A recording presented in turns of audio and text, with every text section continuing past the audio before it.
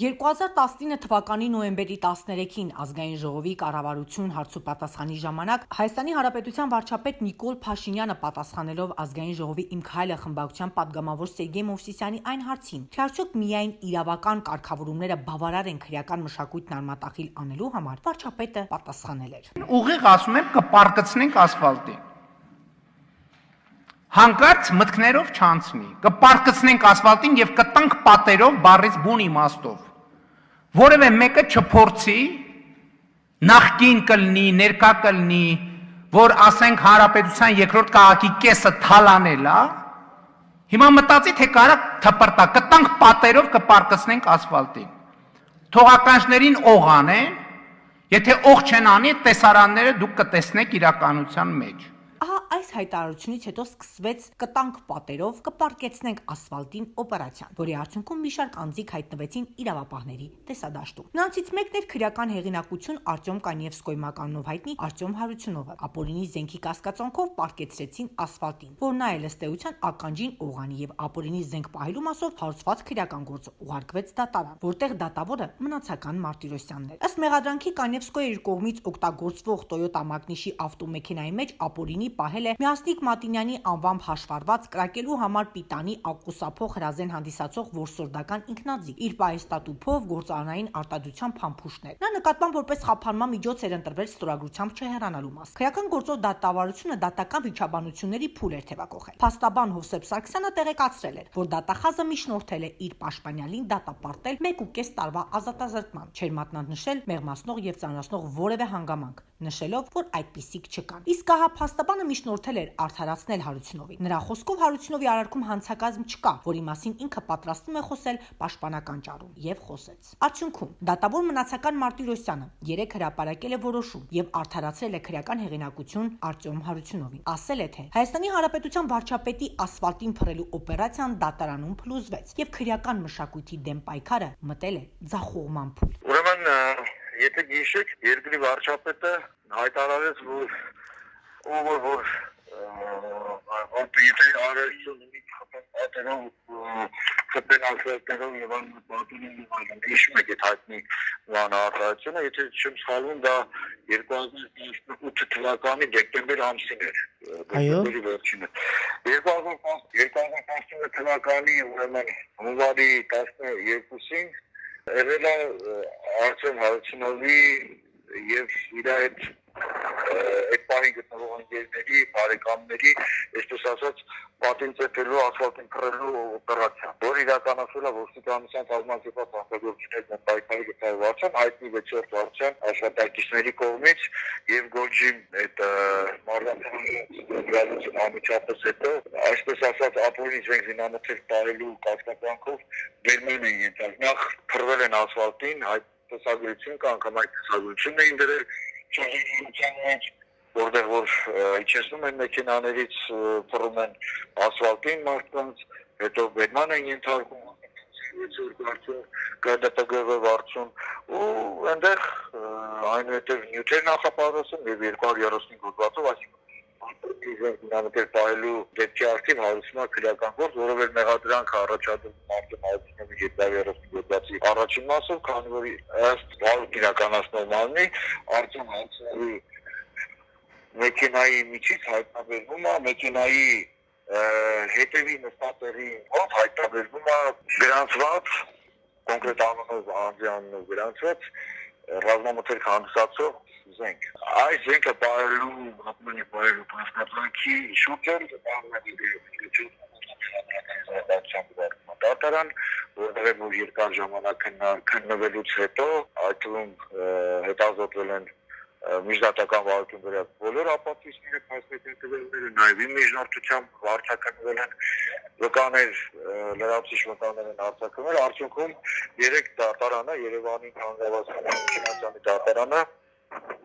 վերջո արդարացրել։ Այսինքն, պարոն Սարգսյան, ունենք պատկեր, որ իշխանությունները ըստ էության ասֆալտին փռելու օպերացիան դատարաններում փլուզվում է, մարդիկ արդարացվում են։ Մարդիկ արդարացվում են, ձեզ ասեմ ավելին, խնդիրը կայանում է հետևյալում, որ նախ իրավապահ մարմինները ոչ թե աշխատում են օրենքի եւ իրավունքի դաշտում, այլև աշխատում են ապօրինության եւ ակնհայտ ապօրինության դաշտում։ Ասեմ ավելին, ուրեմն խոզարկություն կատարելու կարգը սահմանված է օրենքում։ Այն որ հանքավերության դեմ իշխանությունները կամ պետությունը պետք է իր պոզիտիվ պարտականությունն որ կրկնի պայքարի եւ վարչական գործիքակազմ եւ իրավական գործիքակազմ բավականին ընդգրկուն գործիքակազմի պայքարելու համար, հա,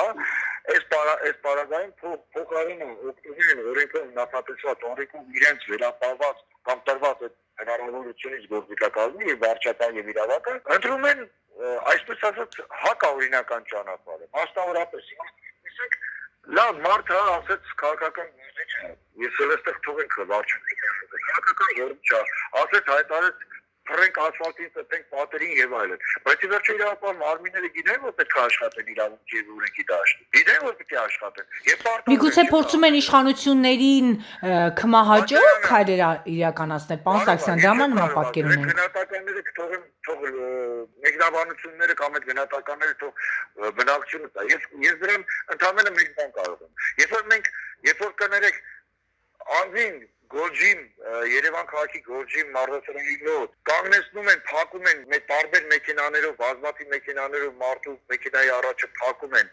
քաշում են մեքենայից դուրս են գցում, այնուհետև լցնում են մեկ այլ մեքենա, լցնում են բարի մաստով։ Այդ մեքենաները ոստիկանության աշխատողները քշում տանում են Նալբանդյան 130 հասցե։ Հետո ոստիկանության աշխատողները ասում են մենք կատարում ենք դեպքի վայրի զննություն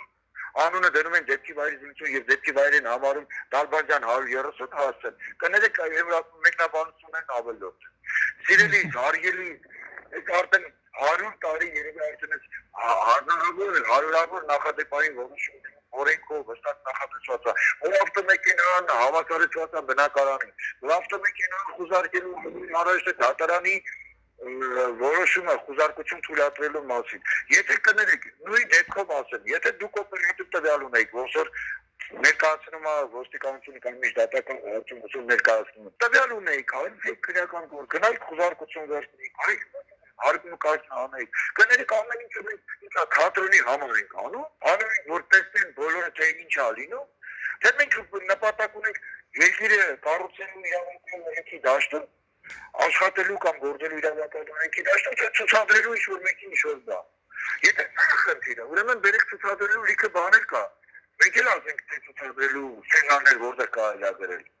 Պարոն Սարգսյան, ներողություն, մնացական Մարտիրոսյանը այսինքն արձանագրեց, որ հայտնաբերված զենք զինամթերքը օրինական է եւ պատկանում է Արտյոմ Հարությունյանին, հա, պատկերը այդպեսին է։ Չի պատկանում։ Դեպքի փաստական հանգամանքները հետեւյալն են։ Արտյոմ Հարությունյանը նայեց ոչ միայն մարզասրահում մարզվելուց այլև ժամանակ առ ժամանակ ինքը մեկնում է որսի։ Այո։ Իր որսընկերներից մեկը, որը ունի օրինական զենք, եկել է սպասել է մարզասրահի մոտ, որ պետք է Արտյոմ Հարությունյանը հետ գնա։ Զանգ է ստացել, որպեսզի այդ զենքը իր հետ չտանի, որտեղ որ հելա ավտոմեքենա չի ունեցել իր հետ։ Բանալին վերցրել է այդ զենքը դրել է բանում, Բեռնախցիկում։ Բայց հետո Նալբանդյան 130 հասցեում զենքը հայտնաբերվում է հետևի նստատեղի մոտ։ Պարզ է, պատկերը ընդհանրապես, այսինքն օրինական ըստեյության զենք է եղել։ Օրինական զենքը, օրինական տերը կա, օրինական տերն էլ վարչական տուժ էին ենթարկվել դրան։ Արտյոմ Հարությունյանի խնդիրը հարցը Արտյոմ Հարությունյանի անձի մեջ է։ Արտյոմ Հարությունյանի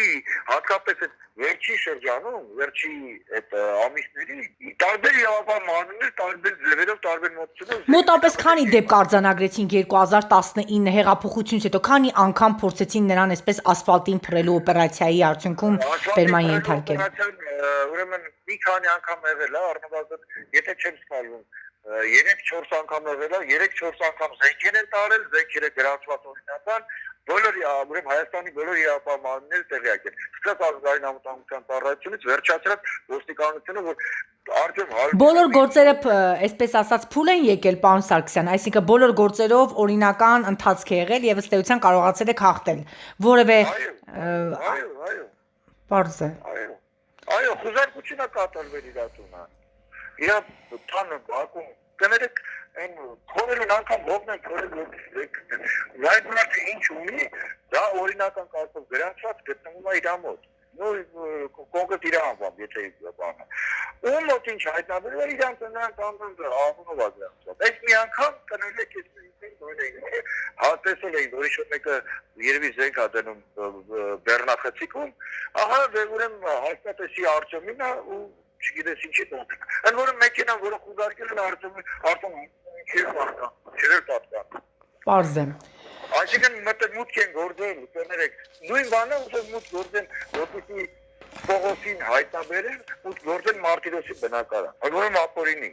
Ավտոմեքենան եւ բնակարանը հավասարեցված է, դա օրենքով է ասած։ Դա իմ ցանկությունը չի կամ որևէ ոստիկանի կամ դատավորի կամ ինչ-որ մեկի ցանկությունը չի։ Դա օրենքով է նախատեսված։ Դա քրեական դատավարության օրենքով է նախատեսված։ Երբ որ մենք ասում ենք հարյուրներ, ասեմ ավելին, թարգմանիչը, որը որ թարգմանիչը Արտեմ Հարությունյանը հայերեն գրավոր լեզվին չի տիրապետում եւ նրա այդ անպատասխան գործողություններ կատարում, պետք է անպայման վարչական թարգմանիչ ասել։ Այն ժամին, որ կատարվում են